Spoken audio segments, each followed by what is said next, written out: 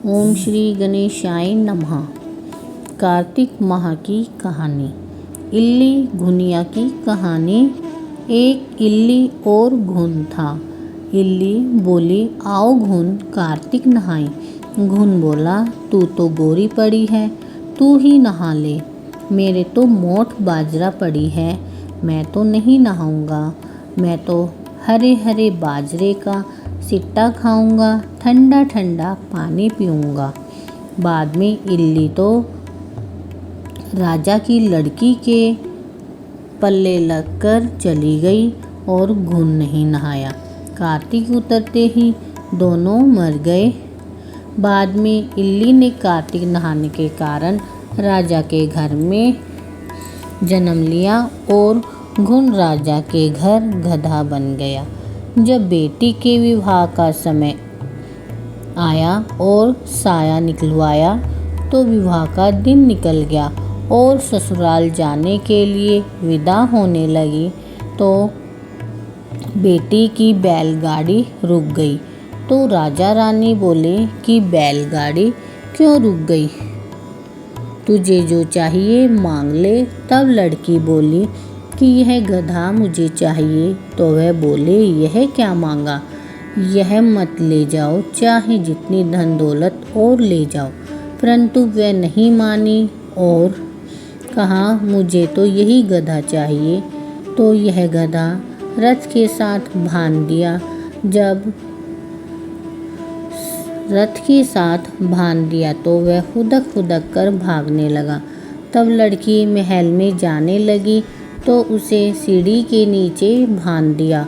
जब सीढ़ी उतरने लगी तो गधे ने कहा कि ए सुंदरी, तुम अपने साथ मुझे यहाँ क्यों ले आई हो।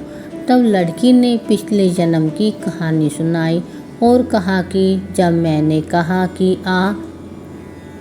कार्तिक का महीना है, नहा ले, तब तूने कहा कि मैं तो बाजरा खाऊंगा, ठंडा ठंडा पानी पीऊंगा। तो आपस की यह बात दौरानी जेठानी ने सुन ली और देवर को सिखा दिया। कहा कि तुम क्या जादूगरनी लाए हो, यह तो जानवरों से बात कर रही है। तो वह बोला कि कानों सुनी नहीं मानता, आँखों से देखकर मानूंगा। दूसरे दिन वह छुपकर बैठ गया और देखा कि रानी महल से नीचे उतरी तो गधा फिर से वही बोला। तो रानी ने जवाब दिया। तब वह तलवार निकालकर खड़ा हो गया और बोला कि तू जानवर से बातें क्यों कर रही है, तू बता दे, नहीं तो मैं तलवार से मारूंगा। तब रानी ने कहा कि औरत का भेद मत खोलो। तब राजा ने कहा कि मैं तेरा पूरा भेद खोलूँगा।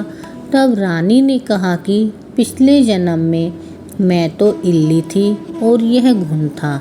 तब मैंने कहा कि घुन, कार्तिक नहा ले। तो यह नहीं नहाया, जिससे यह गधा बन गया और मैं राजा के लड़की के पल्ले लगकर नहाई तो राजा के घर में जन्म लिया।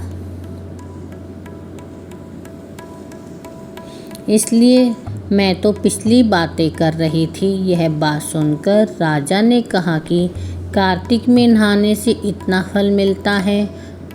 तो रानी ने कहा कि कार्तिक में नहाने से ही मैं आपके घर में राजपाट कर रही हूँ। तब राजा ने कहा कि इतना फल है तो हम दोनों अब जोड़े से नहाएंगे और बहुत दान पुण्य करेंगे, जिससे आगे हमें और ज़्यादा सुख मिले। दोनों जने कार्तिक नहाने लगे तो राजा के घर में बहुत धन संपत्ति हो गई। हे कार्तिक महाराज, जैसे इल्ली को सुख दिया वैसे सबको देना, जैसा घुन को दिया वैसे किसी को मत देना। कार्तिक महात्म्य की जय।